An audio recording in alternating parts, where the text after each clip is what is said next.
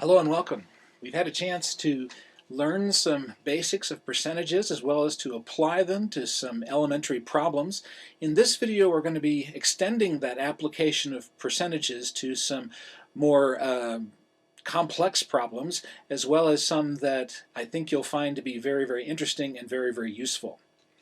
But let's first of all do some warm-ups based upon information from our previous videos here. First of all, what is 35% of 80? Secondly, 5.6 is 80% of what number? And lastly, what percent of $150 is $37.50? Take some time to do that, please.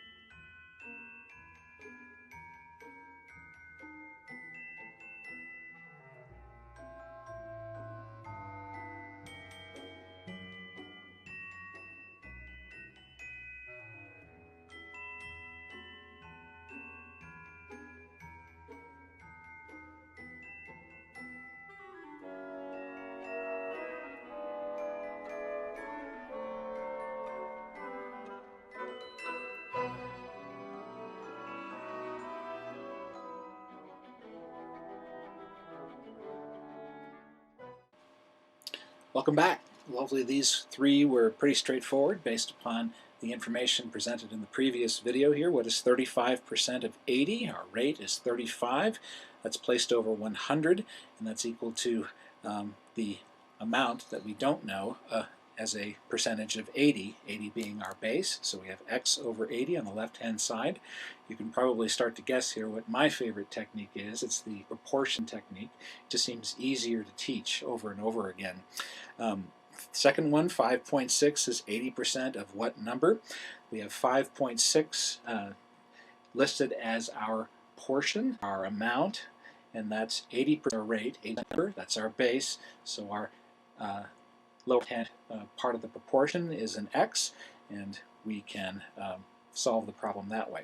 Lastly, what percent of $150 is $37.50? We've got 37.5 listed as the amount over the base of $150, and we're trying to find what the rate is. That's x over 100. So I've set up the three proportions here so that we can now try and solve them. The first one being 100x equals to 2800.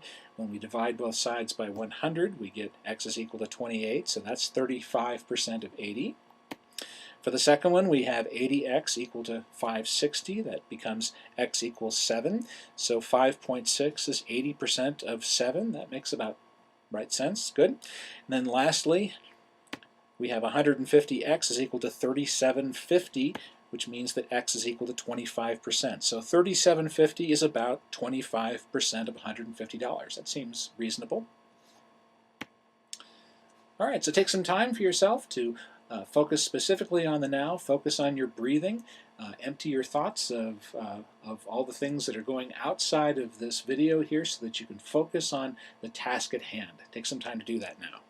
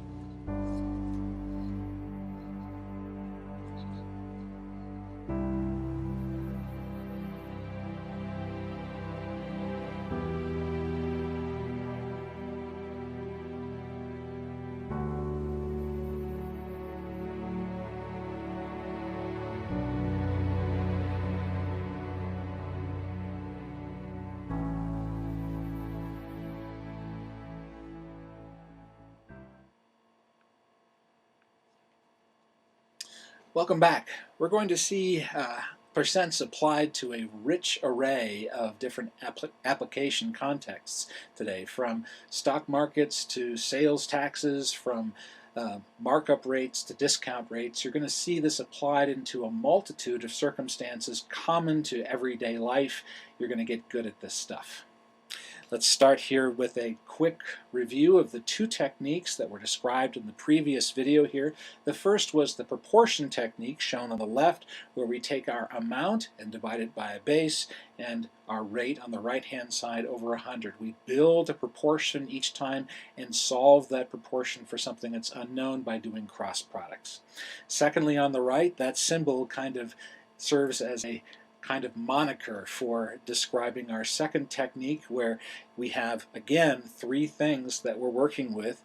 A portion, that's another word for our amount, that's symbolized with a P on top, and we have rate and base shown in the bottom portion of that. And we use this particular symbol to describe what things we should multiply, what things we should divide in order to solve for any of those given unknowns there. So if you need some more information on that, check the previous video on percent problems. So let's start with sales tax. We did a sales tax problem in the previous video. Let's continue with this. A new mid-size car sells for $26,000. Compute the sales tax for a tax rate of 5.5%, and then add that to the price of the car to find out what the total price is. Okay. Well, we're finding 5.5% of something, and that 5.5% is obviously our that's our rate, and we're finding that of 26,000, so that's our base. So we have a base, we have a rate. What we're trying to find here is the portion, or the amount. Now I could show this either of those two techniques. In this case, I'm going to show it to you using the percent equation technique, where we have the sales tax amount, or the portion, that's equal to rate times base. So I'm just showing rate times base here expanded a little bit. That's the sales tax rate. Again, we're showing that rate as a decimal here, and then cost of merchandise, that's our base here. Okay, so that's 0.055, or 5.5%, times $26,000. That's a sales tax of $1,430. That's a lot of sales tax. We add that to $26,000 to give us a total of $27,430. Pretty straightforward. But again, we simply used one of those percent equations techniques to solve there from that little circular moniker that we saw in the previous slide. We could also solve this using the proportion technique, where we've got an amount that we're solving for, amount of tax. That's an amount of tax out of the base, $26,000 for the price of the car, over, which is equal to 5.5% placed over 100. We can solve it this way as well. We cross multiply to get 100x is equal to 5.5 times 26,000. 100x is equal to 143,000. Notice again here that in this case the percent is listed as a percent. We're not doing this 0.055 stuff this time. It is 5.5 as we place it into the formula. Lastly, we divide by 100 and we get the same answer, $1,430, which when we add to the subtotal price of the car, $26,000, we get a total price of $27,430. So we can see how we can solve this problem using either one of the techniques presented in the previous video. So work on this one yourself. This is another sales tax problem, in which case you are buying a graphing calculator with a sales tax of 4.5%. Take some time for that.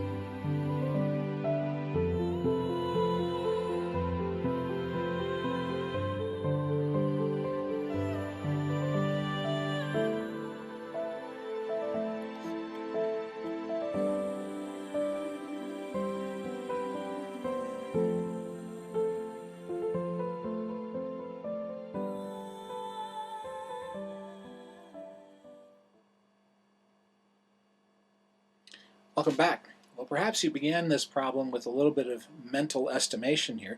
This is a graphing calculator that costs basically $100. And given the sales tax rate of 4.5%, the fact that the graphing calculator is just a little bit more than $100 suggests that our sales tax rate is going to be, well, 4.5%, so a little bit more than $4.50. That's a good estimate to go off of. Before you build your, in this case, proportion, where we take the amount, where we don't know what the amount is, placed over $110, but we know that it's going to be 4.5%, so that's equal to 4.5 divided by 100. We solve that proportion for $4.95, so our initial estimate was accurate. That gives us a total price of $114.95. Here's another kind of problem involving sales tax. Lindsay has just moved and must buy a new refrigerator for her home. The refrigerator costs $1,200, and the sales tax, she notices, is $48. Because she is new to the area, she does not know the sales tax rate. So let's compute the tax rate for her here. In this case, we know what the rate is. We are trying to find out what the rate is. Notice that we used this formula last time. It's based on one of the applications of our percent equations moniker here, where the amount is equal to the rate times the base. So this is just a good template for us to use whenever we're working with sales tax problems. You can also just revert back to one of our previous methods, the proportion method, the percent equation method here. Just see if this is also something that works well for you as well. Sales tax amount equals sales tax rate as a decimal, cost of merchandise. In this case, we know what the sales tax amount is and we know what the cost of merchandise is, so we can actually solve this equation here for the sales tax rate as a decimal by dividing both sides by the cost of merchandise, and that's going to give us this portion here. We could also get this from the percent equation method simply by noticing that we find the rate by taking the portion, $48, and dividing it by the base, $1,200. So we could get it that way as well. That gives us 0.04. What is that? Well, that's the rate, but it's not 0.04%, it is 4%. Again, we could do this using our proportion technique here, where we have the amount over the base is equal to the rate over 100. We cross multiply and we divide both sides, in this case by 1200. We get x is equal to we get x that should be equal to 4, not 0.04. That should be equal to 4 there, because when we're working with percents using the proportion method, we get whole percents. We actually get our number we actually get our answer expressed as a percent, not as a non-percent. The tax on a new online game purchase comes to $2.10. If the sales tax rate is 6%, find the original cost of the game before tax. This is similar to the problem that I gave you before, where I had a purchase and I gave you what the sales tax was and the sales tax rate. You had to find out what the cost of the merchandise was. Once again, we can use this particular formula here. In this case, we're trying to find the cost of the game. That's the cost of the merchandise there. So we're going to divide both sides of this equation by sales tax rate as a decimal, and that's going to give us 210 divided by 0.06. You could also get this using our percent equation method, where the base is equal to the portion divided by the rate. You'll be able to get that from our moniker there of a few slides ago. And either way, that gives you 35. That's $35, indicating that the original game costs $35 before tax. Again, well, here's another one. The tax on a new online game purchase comes to $1.05. If the sales tax rate is 6%, find the original cost of the game before tax. In this case, we're going to use our proportion method here. We know that the sales tax rate is 6%, so our right side of the proportion is 6 over 100. Our amount is $2.10. We're trying to find the base, and we do that by cross-multiplying both sides, and we get x is equal to 35, indicating that the original cost of the game before tax was $35. So work on these two on your own here. Take some time to do this.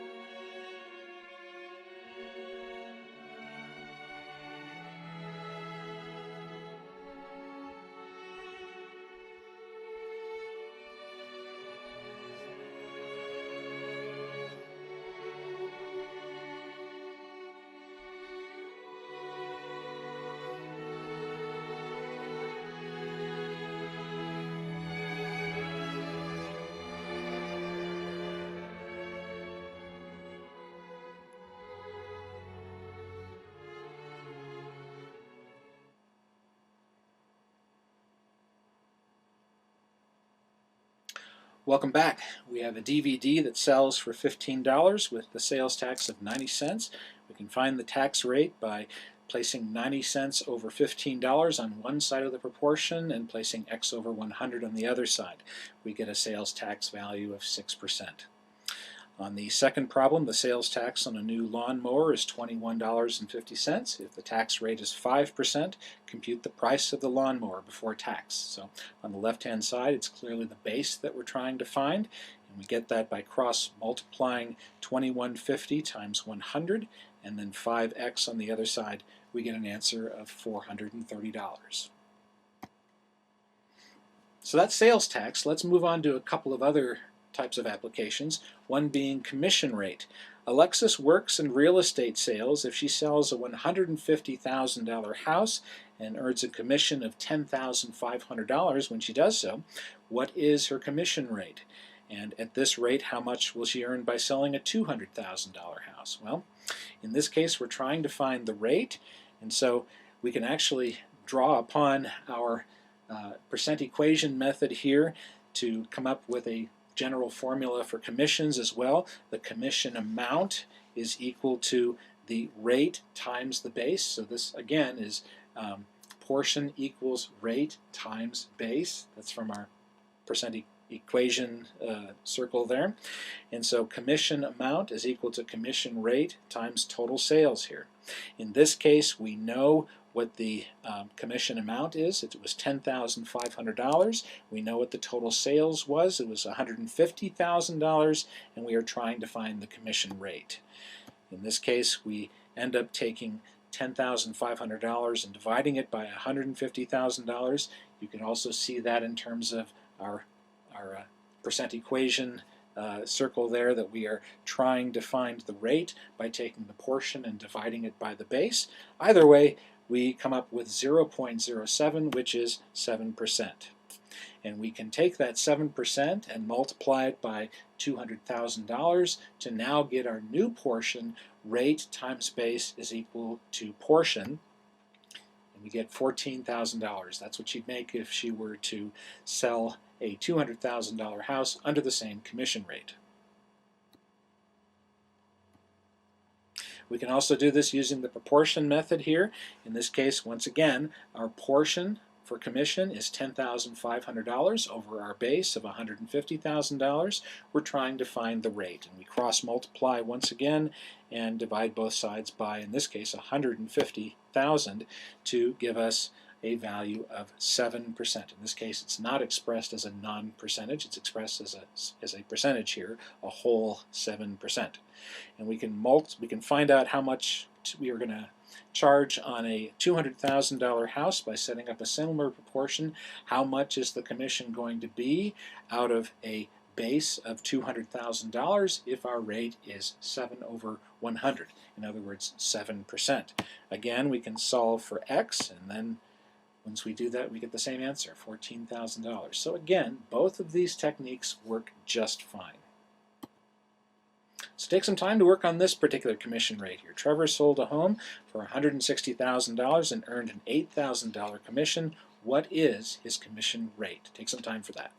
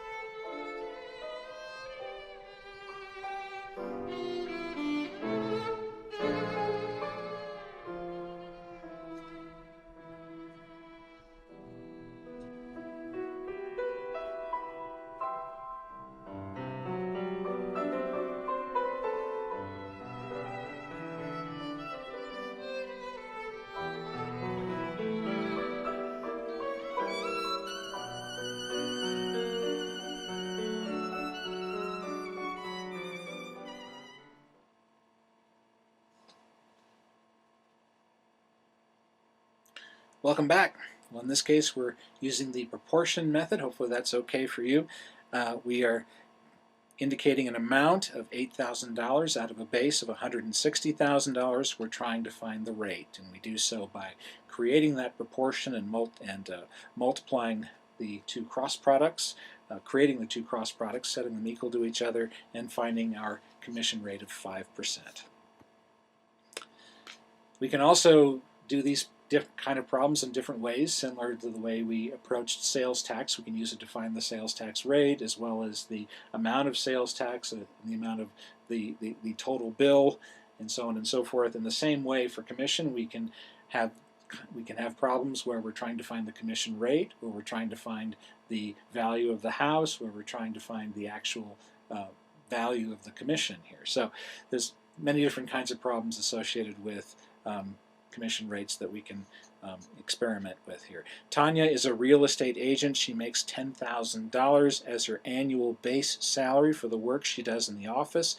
In addition, she makes 4% commission on her total sales. If her salary for the year amounts to $106,000, what were her total sales? Well, this is a good problem here, and a pretty realistic one, in that her salary comes from two sources. One is a base salary of $10,000, the other is commission based, which means that out of her $106,000, only $96,000 of that was actually acquired through commission. The remaining $10,000 was just given to her as a base salary. So if we're dealing with commission here, we only want to deal with $96,000, and $96,000 is 4% of something. We don't know what that is. So once again, we can use either one of the previous techniques that I showed you in the previous video. You can also make use of this formula that I'm throwing at you here in this video, but if this just complicates things for you, then just go back to the two techniques that I showed you in the previous video, because this is just an application of the same thing that we were working on before. So once again, commission amount is equal to the commission rate given as a decimal times the total sales. We can find out what those total sales were. We can also see this as we're finding the base by taking the portion and dividing by the rate to get what the base is, and we get $2.4 million. A great year for a real estate person there. $2.4 million in house sales. So that's how she got that extra $96,000 to give her salary a total of $106,000. We can also do this again through the proportion method. $96,000 is her commission made out of something else. The out of something else is the base, which we don't know, but we know that it's 4% of it's 4%. That $96,000 is 4% of whatever that is. We solve the proportion to get the same value of $2.4 million. All right, so here's another kind of commission problem. A sales rep for a pharmaceutical firm makes $50,000 as his base salary. In addition to that, he makes 6% commission on sales. If his salary for 1 year amounts to $98,000, what were his total sales? Take some time to figure that out.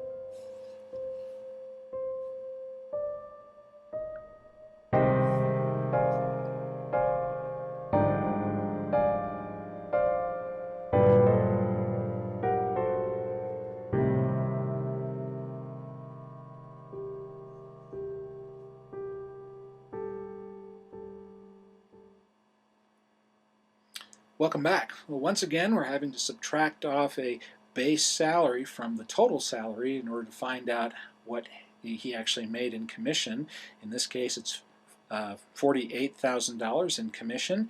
That is 6% commission on the total sales there. So as you can see, we've set up the proportion appropriately to give us $800,000 in sales.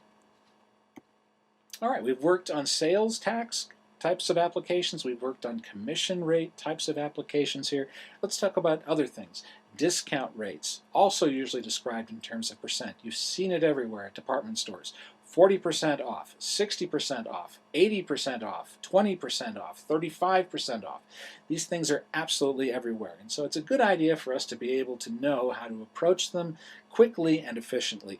The gold chain, here's an example here. A gold chain originally priced $500 is marked down to $375.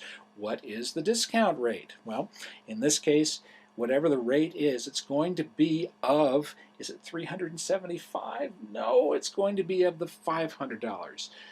When you're dealing with discount rates, also when you're dealing with markup rates, as we're going to be showing in just a moment here, or percent increases or decreases, the base is always the starting value, the value before the change. You're going to see that coming up in those three applications as well. So a gold chain originally priced at $500, there's our base, is marked down to $375. What is the discount rate? Okay, well, here's an equation that you can use specifically for computing discount rates. Again, if this is muddying the waters for you, just use one of the previous techniques that I introduced in the previous video there. Just set it up according to one of those ways. But if this equation makes good intuitive sense to you, if it makes sense, then use that one. So a variety of possibilities for you on how you solve these problems. Let's first of all find out what the discount is. It's actually $125 that's being taken off of the original price of $500, and so the discount amount is $125. I'm going to use the formula up here to describe the formula sitting up there in order to describe how we would solve this. So the discount amount is $125. The discount rate, we don't know, that's X, but we know that the original price is $500. And so we find out what that percent is by taking the portion divided by the base, and we're finding out what that rate is. So the portion, remember, the portion is not the $375, is it? Because we're trying to find out not the percent of what's left, but the percent that has been discounted. The amount that's been discounted is not $375, it's $125. And if we want to find out the discount rate, we've got to look at the amount that's being discounted. And that amount is $125 out of 500. So we find out what that rate is by dividing those two things. We get 0.25. This should be a very familiar percent, 25%. So work on this one here. In this case, a $600 kayak is on sale for $480. Think about what the discount is and think what to yourself, what is the discount rate from that? Take some time for that.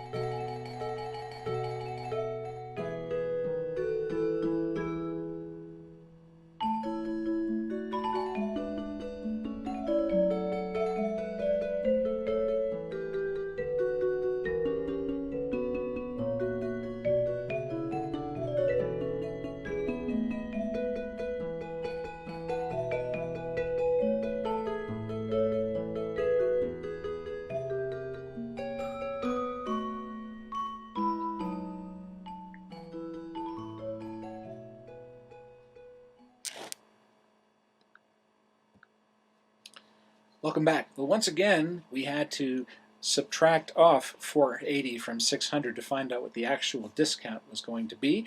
The discount, as it turns out, is $120, and you can actually think to yourself, $120 out of 600. Well, 10% of $600 would be $60, so think about what $120 would be, and you've got some idea as to what this percentage is going to be when we get to the end here.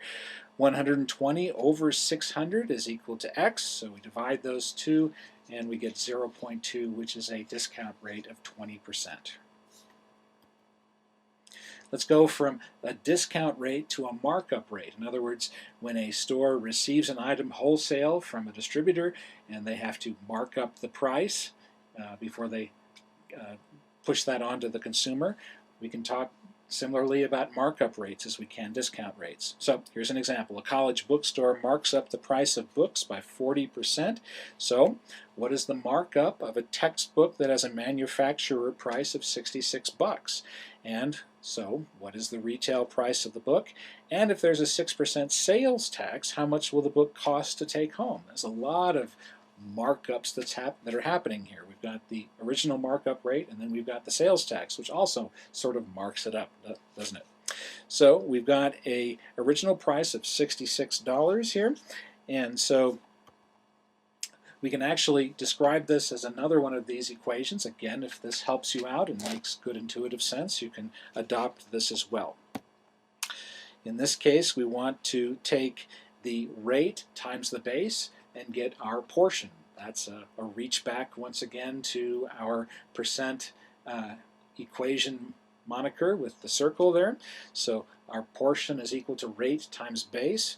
Our rate is 0.4 times $66, and so our markup for the store is $26.40. Okay, so our new price now is $66 plus $26.40.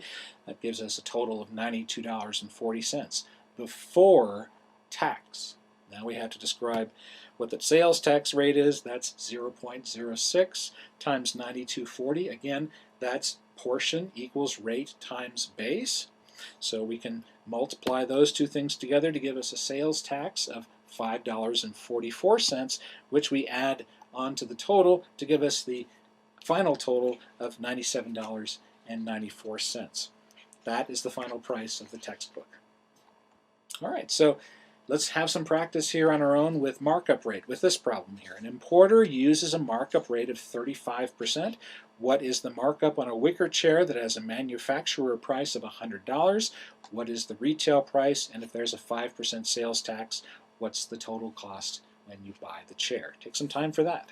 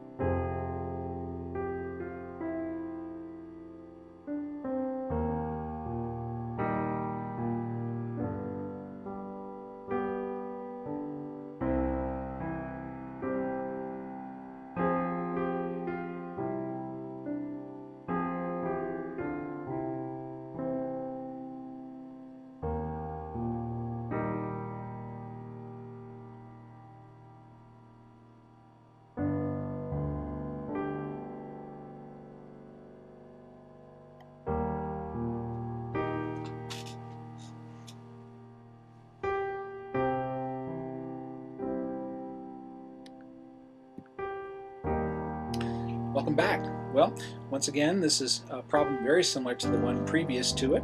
We are using that equation there, that markup equation, which you can take or leave. Either way, we are taking $100 as the manufacturer price and multiplying that by 0.35 to get the markup for the retailer, or the importer rather. That's the new price of $135. The sales tax is 5% of that, which gives us $6.75, giving us a final price of $141.75.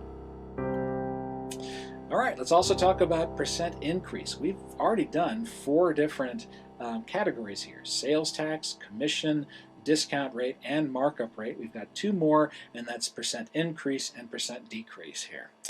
So let's first address percent increase here. The price of heating oil rose from an average of $2.20 per gallon to $2.75 per gallon in a 1-year period. Compute the percent increase. Well, let's first of all compute what the actual increase was, and we can actually talk that through for a moment to say that it's $2.75 minus 220. That gives us a difference of 55 cents. So that's the increase, which is actually the amount placed over the base. And remember, the base is the starting value, not the ending value, the starting value of $2.20. So you can actually build your proportion that way. 55 cents over 220 is equal to x over 100, and take it from there. We also have an equation that you can utilize for this. Percent increase is equal to the amount of increase divided by the original value multiplied by 100% here. So you can see if that helps. You actually saw us walking that through just a moment ago. If that helps, then great. If not, then use one of our previous techniques from the previous video. The amount of increase over the original value. So you find rate by taking portion and dividing it by base. So 275 minus 220, again, we're dividing that by a base of 220 and then converting that to a percent of 100%. The answer is 25%. So the percent increase is 25%. So take a moment to apply this same technique to this problem. After a raise, Denisha's salary increased from $42,500 to $44,200. What is the percent increase? Take some time for that.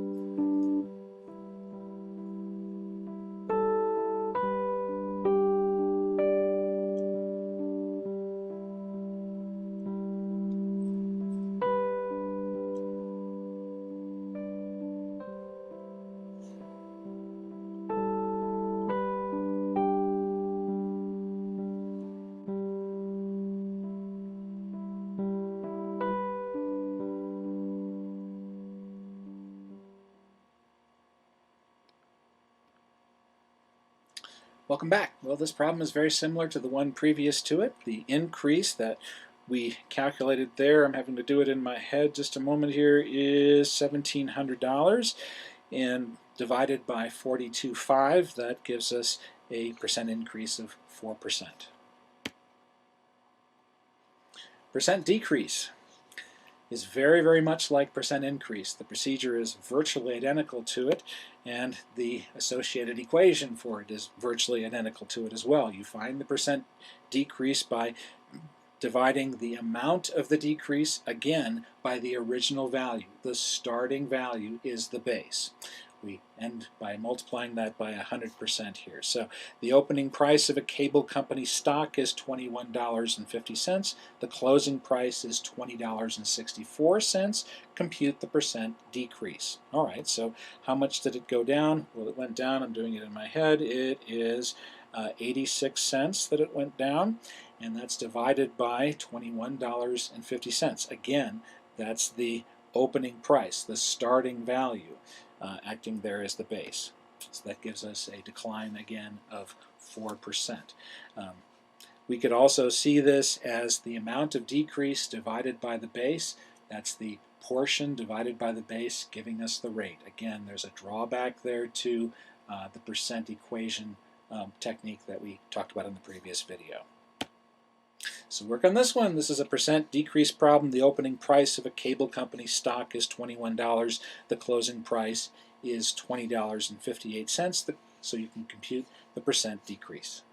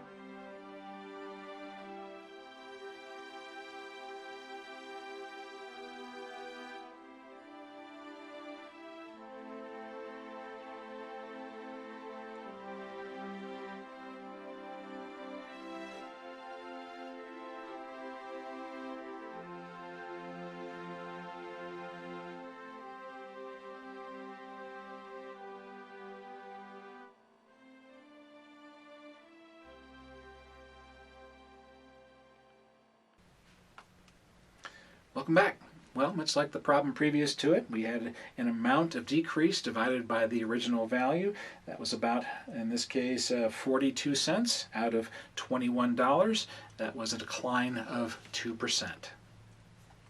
All right, so we've done a lot of applications for these percent problems here. 6 different areas: sales tax, commission, discount, and markup, as well as percent increase and percent decrease. And now is the time in which I'm encouraging you to go through your activity sheet, circle what's important, or highlight or put stars next to the things that are the most important. Perhaps there's an equation there to keep in mind, or perhaps you're simply falling back on the techniques that were introduced in the previous video, and you don't need those additional formulas there because you conceptually understand what's going on each time. So, but there's a few things to keep in mind that you'll want to take note of, regardless of how much you're writing down those equations. Remember, when you're computing percent increase or percent decrease, the base is always the starting value, so keep that in mind. That's about all that you need to remember, I think. The rest is pretty much, well, what I would call common sense. So hopefully that's helpful to you, and I'll see you later on in class.